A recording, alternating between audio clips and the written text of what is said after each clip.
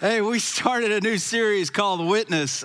We started last week, and you didn't have to be here to understand Witness. It's super, super simple. It's about a guy that saw some stuff, and he wrote it down.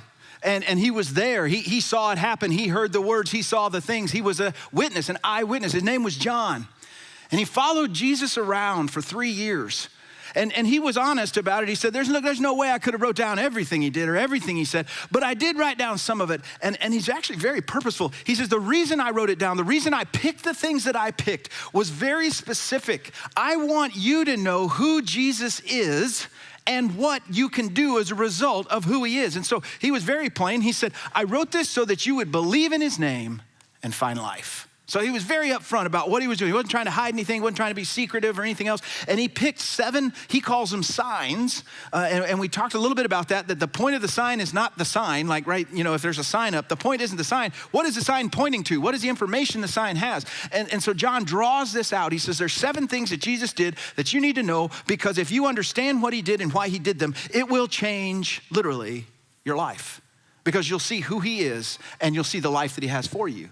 And so last week, we looked at the very first one where Jesus turned water into wine at a wedding in a little town called Cana. And we realized from that sign, what he was pointing at is that Jesus wants to do something new and better than what anybody else has ever done before. And this week, he's moved on to a city called Jerusalem. You've probably heard of Jerusalem. And Jesus is in Jerusalem. And the sign that Jesus performed tells us something very important. It kind of asks us to ask a question. Do you want to repair or do you want to replace? And so kind of off the side here for just a second, I want to ask you to raise your hands. Sometimes people ask you to raise your hands. Guys are kind of like, oh, I don't want to do that. That's weird. It's not a joke. It's not going to embarrass you. There's no wrong answer. But there's basically 2 kinds of people in the world. There's repair people and there's replace people, right? The repair people, when something breaks down or something's not working, their first thought, their first leaning is, how do we fix it, right? What are we gonna do? How are we gonna repair this? Some of you though, your first thought isn't fix it, or your first thought is, we gotta get a new one, right? It's broken, whatever, it doesn't work, we gotta get a new one. And so let me ask you this, just kind of, again, there's no right or wrong answer. How many of you, your first inclination, and I get it, it depends on the situation and the thing and everything else, but for most of you, is your first inclination, I'm gonna try to fix it? How many of you repair people? Okay, good. How many of you are more replace people? Just get another one. It's just not worth it. Oh, it's standing up. Wow, that's pretty impressive. Okay, he's a high-level repair guy, or replace guy, replace guy. And it does matter what we're talking about. Like, so when it comes to light bulb, nobody's really spending a lot of time on, should I fix the light bulb or replace it, right? It starts to get a little more complicated, and it usually has to do with money. Like, okay, if your new phone doesn't work, unless you have insurance, you just throw it out and go buy another. No, you tend to get it replaced, you're repaired, even if you're a replaced person. Or if your dishwasher doesn't work anymore. It's kind of like, well, how old is it? How long have I had it? Can I get somebody out here to fix it? Or your laptop or whatever. So it kind of gets a little more complicated when things get a little more expensive. It gets really complicated when it's more life stuff though, right? Like, my career's not really working very well right now. I'm not really sure there's a path for me here. Do I just do some kind of repair work and make some tweaks and maybe try to ride it out and get better? Or no, I need to replace it. I need a different career because this one's just not working anymore. And then it gets super, super serious when it comes to health, right? And hopefully none of you have had this. I know one day I'm gonna have the option to choose to repair or replace a knee, right? And it's like, that's a big deal because it costs a lot of money, it takes a lot of time, it's gonna affect your health. And then if you get even more serious, like heart valves and kidneys, and all kinds of stuff, it's like, hey, when life gets real and you're dealing with real stuff, repair and replace gets a little more confusing. Now, in my house, I am to a fault the repair guy. Like, I could have worked on it 6 times. It's like, well, let me look at it again, see if I can fix it again. I don't want to throw anything away. I don't want to give up on anything. And some of it's an arrogance that I really feel like somehow, some way I can make it work. I can make it work somehow. My wife is the extreme opposite. If it does not turn on instantly, if there's any kind of a question, if it takes too long to start, we got to get a new one. Which makes me a little concerned. I have to stay healthy and strong because I'm afraid, show no weakness, because she would just replace me. Like, we got a new one. This one's not working anymore, so let's get another one because obviously, that's a not real, but actually kind of real fear that I have because she's quick to throw stuff out. Just get another one, So I got to stay vigilant about that, right? And this has nothing to do with what we're talking about. But guys, if you happen to be married, can I just give you a freebie? Keep pursuing your wife. Don't just check that off that we got married and we're done. Keep pursuing her, not because you're afraid you'll get replaced, even though you might, but to really actually pursue her and make a difference and make an effort towards her, because nobody will ever love you and respect her like she does if you do that. So just kind of know that and just file that away as a freebie. The problem is for us repair people, it gets kind of embarrassing at some point, right?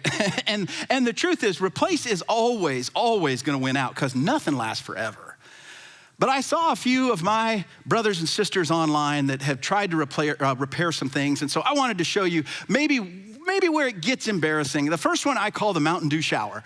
And this is a shower head wasn't working, and so they found a way to, I hope they washed it so it's not sticky, but they found a way to make the shower work, you know. The next one I call BMW Really, because this guy had a BMW.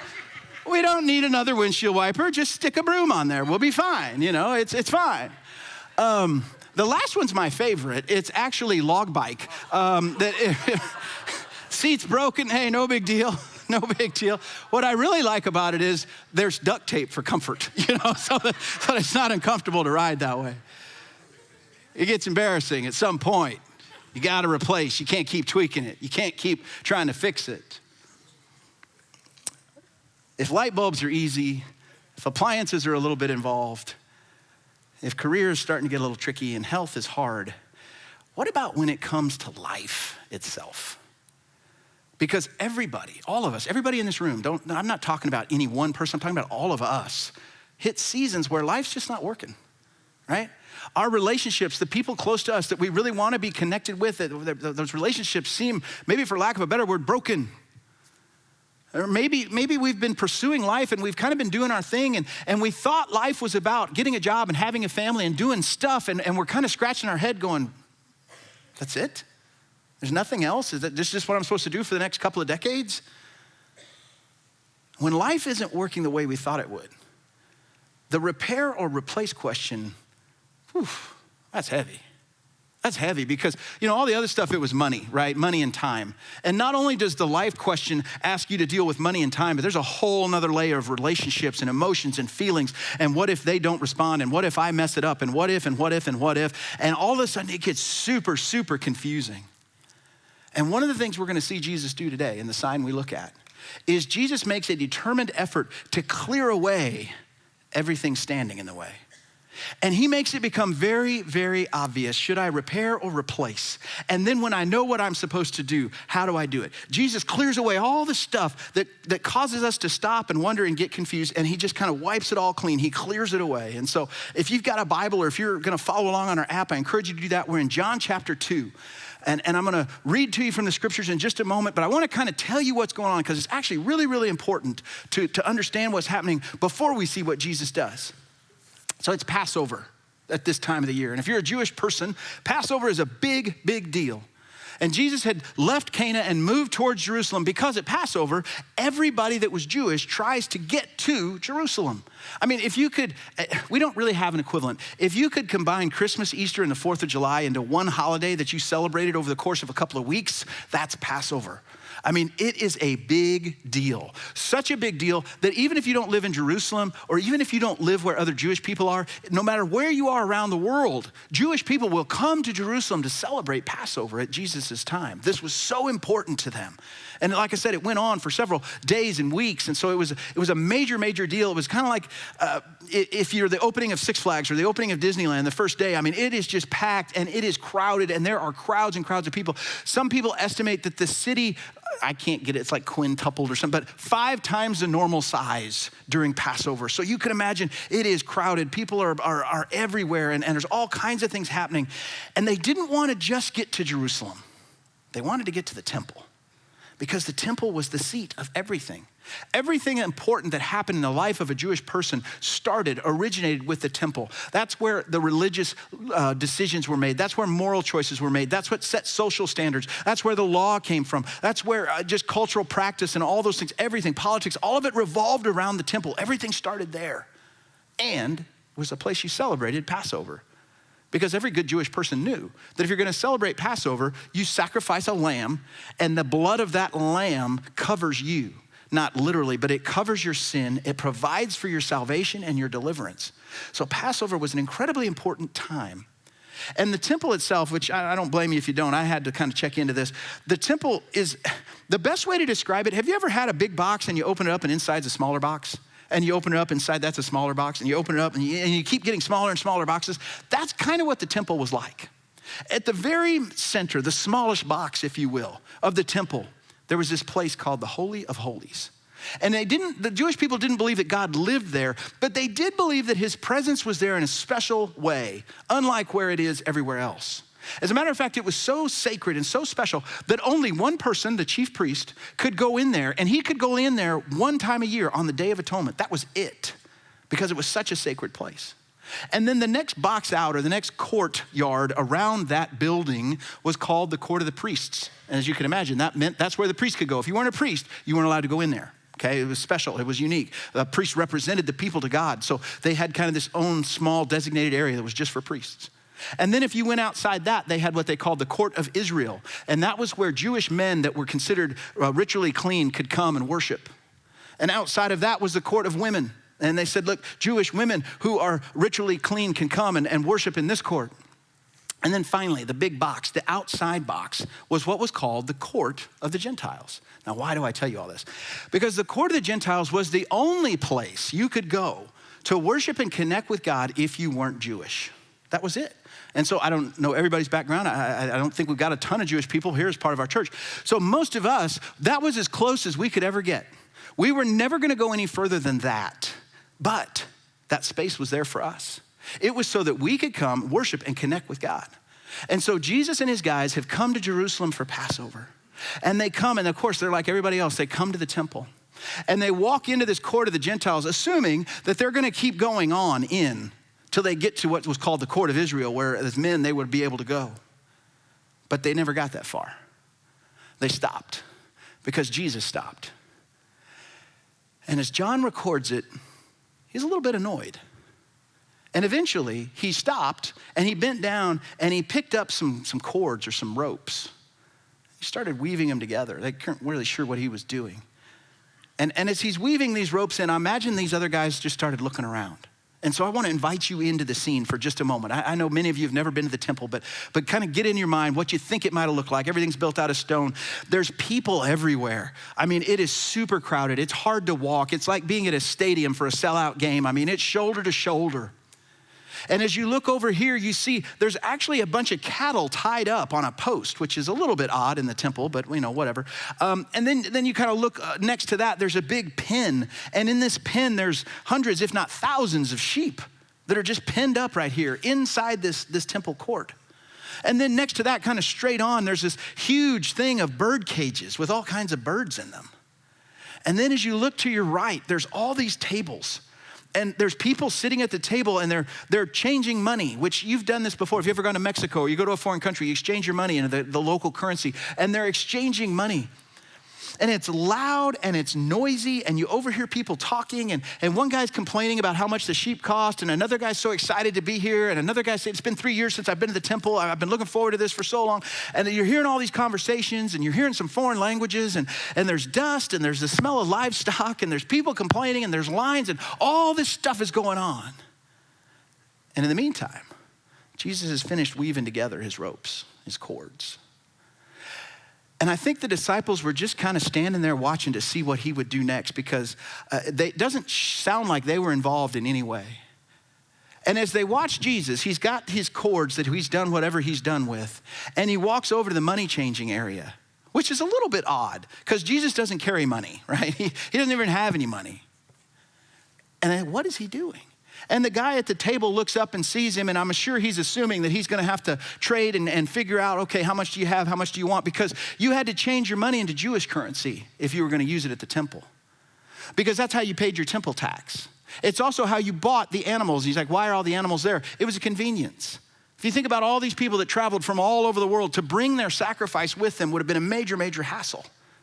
So they would come to the temple, they would change their money from wherever they lived into a Jewish currency, they would pay their temple tax, and then they would buy the animal they were gonna sacrifice, and then they would take it to the priest so that the priest could sacrifice it for him. It was common, it was normal, it was chaotic, it was busy. And here goes Jesus, just like everybody else, seems to be doing what everybody else is doing. But he gets to the table, and instead of pulling any money out of his pocket, he grabs the end of it, and he flips it up in the air. And everybody's kind of, what happened? What's going on? And before you know it, Jesus has moved and he's flipped over 4 or 5 tables and the coins are flying and people are starting to yell and there's kind of a mob scene starting to be created. And as the guys that are there that are changing the money are angry and they're kind of scared and they're kind of angry at the same time and they're looking for who's doing this? What's going on? And before you know it, he's gone over to the bird cages and let all the birds out. And then he let the sheep out of the pen and then he's cut the cattle loose. And you can imagine this scene in your mind. He's standing there with those cords and he's popping it like a whip and he is creating a human and animal stampede. And he is driving all of these animals and all of these people out of this courtyard. And it's just, you can imagine the shouting and the noise and the dust and the sound of the coins and the cows are mooing and there's just all this chaos. It was busy and now it's chaotic. And finally, when it's all done, when Jesus has drove all of them out and he's standing there at the entrance to this court, he yells at the top of his lungs, "Get these out of here. Stop turning my Father's house into a market." And it gets quiet and the dust settles and the last of the animals walk out and the disciples are probably standing there going, "Do you believe what he just did?" And then probably also, "We're in so much trouble." I mean, did you see what he did? Why did he do that? What was he thinking? What was going on? A lot of people have had all kinds of theories. They think, oh, well, it was because the money changers were probably sticking it to people, kind of supply and demand. You can't get your money changed anywhere else, so we're gonna charge a premium. And maybe that had something to do with it, I don't know. It could have been because, it's so chaotic in a market and they're buying and selling and they're doing, it's not supposed to be that. And that may have had something to do with it. I don't know. And some people say, it's because it's supposed to be, it was so loud and disorganized and chaotic. And no, I don't think so, because Jesus talked about the temple. He said the temple should be a place for people to pray and talk about God and connect with God, and kids should be able to run through and sing songs and praise God. He didn't expect the temple to be quiet and peaceful. It wasn't that. You see, the reason Jesus was so upset, the reason Jesus made a scene, is because that was the only place that people who did not grow up Jewish could worship and connect with God. And because it was so full and had turned into this bizarre farmer's market, there was no place for them. And he said, I'm not gonna stand for that. I'm not gonna have that. I am not gonna allow people to be shut out from worshiping God just because they're not Jewish and because the people that are Jewish have created this circus to where they can't come in, and I'm not gonna have that. And he drove them all out and they left. And that's kind of where we pick up the story in John chapter 2, verse 18, where John is writing. He just watched all this happen. And I don't know what you think of Jesus. I don't know if you see him as kind of gentle and quiet, or maybe even see him a little bit wimpy. You wouldn't say it out loud, but he's kind of, super compassionate, carry guy, whatever. It takes a man of passion and power to drive out hundreds, if not thousands of people and all these animals, and not one person laid a hand on him. Not one person said, what are you doing? Hey, grab that guy, get him out of here. It didn't happen. And there was something about his presence. There was something about the way he did it. There was something about the fire in his eyes. I don't know, and I'm not trying to make Rambo Jesus, but there was something about who he was and what he was doing in that moment that people just got out of the way. We're not gonna try to challenge him. Look at verse 18. When all the dust settles, it says the Jews, and this is talking about the Jewish people that were in charge of the temple. The Jews then responded to him, what sign can you show us to prove your authority to do all of this? Which I'm like, how about a sign? He just drove everybody out of the temple. What kind of sign do you need? Verse 19, Jesus answered, destroy this temple and I'll raise it again in 3 days. And they replied, it's taken 46 years to build this temple and you're gonna raise it in 3 days? But the temple he had spoken of was his body. And after he was raised from the dead, his disciples recalled what he said, and they believed the scriptures and the words that Jesus had spoken. And I think this is so interesting because they didn't ask him, why did you do that? In essence, they asked him, who do you think you are? It wasn't about why, and this is Brett's theory, okay? They knew he was right. They knew it wasn't supposed to be like that. They knew the temple was not supposed to be restricted. And they knew that they were taking advantage of people that weren't Jewish by using that space that was designated for them, that was designed for them, and using it in a different way so that it was no longer available to them. They knew he was right. They didn't question him about what he did. They questioned him. They changed the subject and said, who do you think you are? And if I could just put a pause on that for just a second.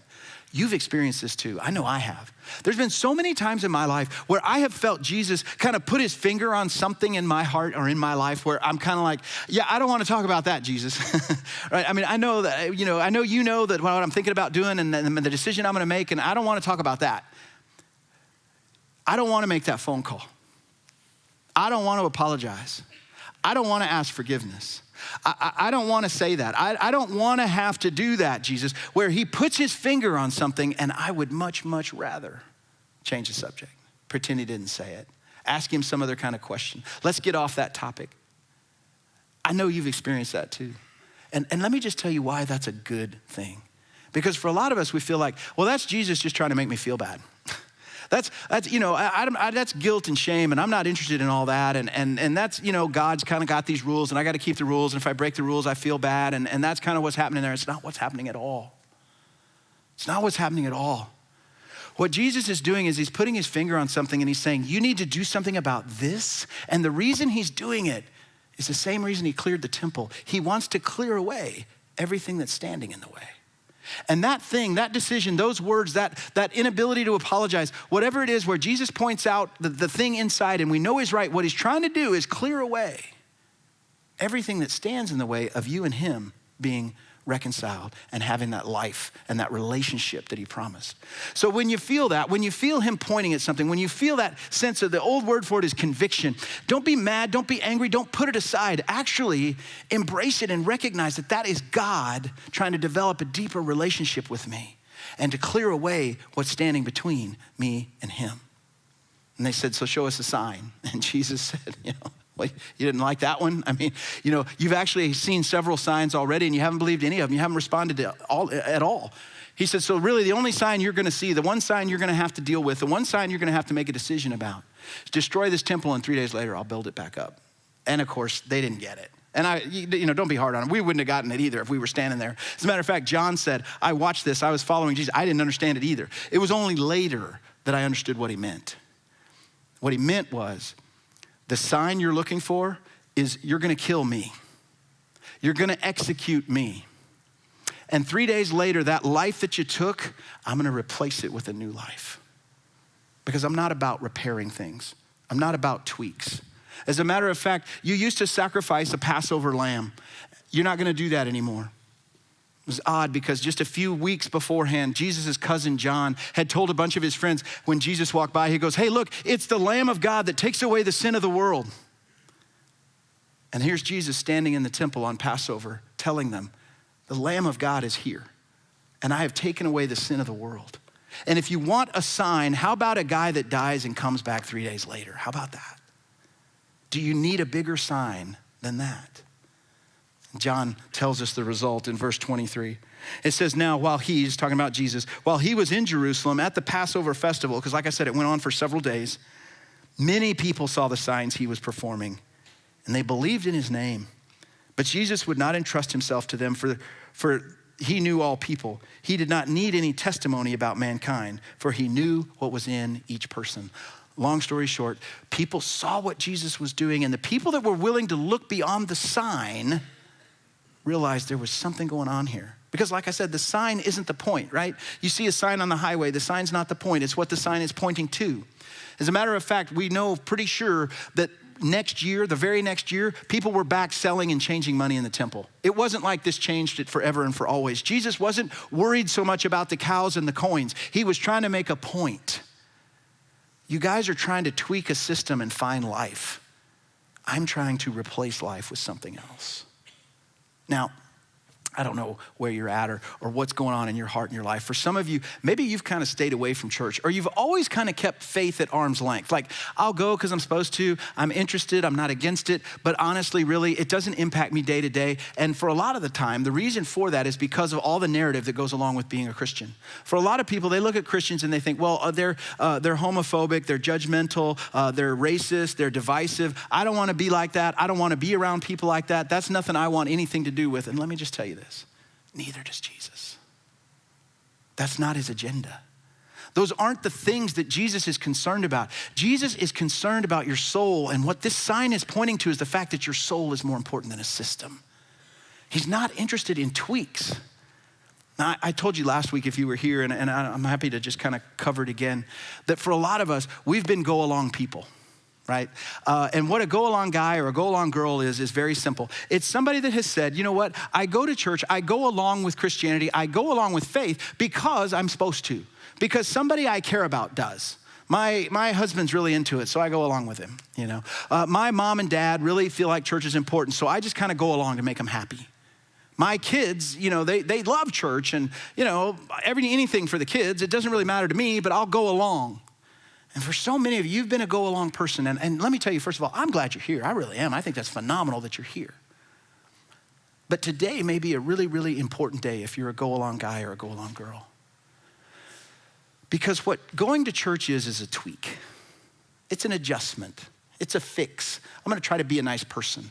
I want to vote. I want to go to church. I want to recycle. I'm going to be a good citizen. I'm going to do that kind of stuff. I'm going to be a good dad. I'm going to be a good mom or a good husband, wife, whatever it might be. I'm going to do those things. They're tweaks. And Jesus is asking you today very plainly, will you give up the tweaks and will you let me replace your old life with a new one? We've already seen a couple of signs, and we're going to see signs as we go on for these next several weeks. But the question is not going to change. Will you believe in me and trust me and find a new life in me? And so if you've been a go-along person, I'm begging you. Jesus is inviting you. Maybe today is the time to quit going along and quit settling for tweaks and instead allow your life to be replaced with something better. Now, if you are a follower of Jesus, I just want to give you some encouragement. Because it's easy to hear a story like this and kind of see this example and think, well, okay, that goes back to when I became a follower of Jesus, right? I prayed the prayer and I asked Jesus into my heart. I got baptized, and so, you know, I kind of checked that box. But if that's where you're at, let me just encourage you, that's not Jesus' point either. Those are good things, and those are a great start because that's exactly what they are. They're a start. But Jesus didn't do all he did. He didn't die and come back 3 days later so that you could make a decision on one day. He did all of that so that you can have a day-to-day relationship with him. The Bible tells us very clearly, his mercies are new every morning. God wants a powerful and passionate relationship with you every day. That's what it means to have life in his name. It doesn't mean that one time I prayed in a class and one time I got baptized and then I'm done. And so if that's where you're at, I encourage you, I'm pleading with you, embrace the life that he has for you, not just the decision that you made, because it's a day-by-day thing. It's not a one-day kind of thing. Let's pray together.